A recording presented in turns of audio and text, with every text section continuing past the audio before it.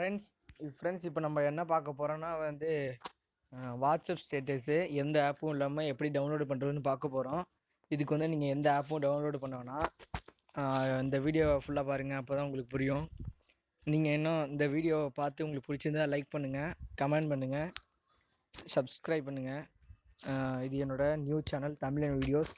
Please subscribe my channel friends. Okay, இப்போ நம்ம வந்து உங்கள் ஃபோன் ஆப்பில் வந்து சிஸ்டமோட டிஃபால்ட் ஆப்பான ஃபைல் மேனேஜர் உங்கள் ஃபோனில் இருக்கலாம். என்னோடய ரெட்மி ஃபோனில் வந்து எக்ஸ்ப்ளோர்னு இருக்குது. எக்ஸ்ப்ளோர் போயிடுறேன்.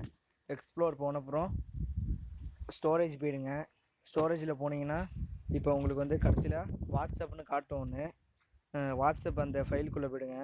அந்த வாட்ஸ்அப் ஃபைலுக்குள்ளே போனோன்னா மீடியான்னு இருக்கும். மீடியாக்குள்ளே போயிடுங்க. மீடியா லோட் ஆகிட்டுருக்கு. மீடியாக்குள்ளே போனீங்கன்னா உங்களுக்கு அந்த மெனு ஆப்ஷன் இருக்கும். எனக்கு இங்கே கார்னரில் இருக்குது, ரைட் கார்னரில் இருக்குது. அதை கிளிக் பண்ணி ஷோ ஹிடன் ஃபைல்ஸ்னு இருக்குது. நீங்கள் வந்து உங்கள் ஃபோனில் எப்படி செட்டிங்ஸ் இருக்குதுன்னு பார்த்து பண்ணுங்கள். ஷோ ஹிடன் ஃபைலை வந்து கிளிக் பண்ணிங்கன்னா உங்களுக்கு வந்து ஹிடனான ஃபைல்லாம் இப்போ காட்டும். அதில் பார்த்தீங்கன்னா ஸ்டேட்டஸ் யூசர்ஸ்ன்னு இருக்கும்.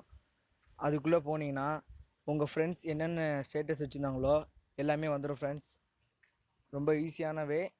நீங்கள் இதுக்காக தனியாக ஆப்லாம் டவுன்லோட் பண்ணுவோன்னா so please subscribe my channel தமிழன் வீடியோஸ். தேங்க்யூ ஃபார் வாட்சிங்.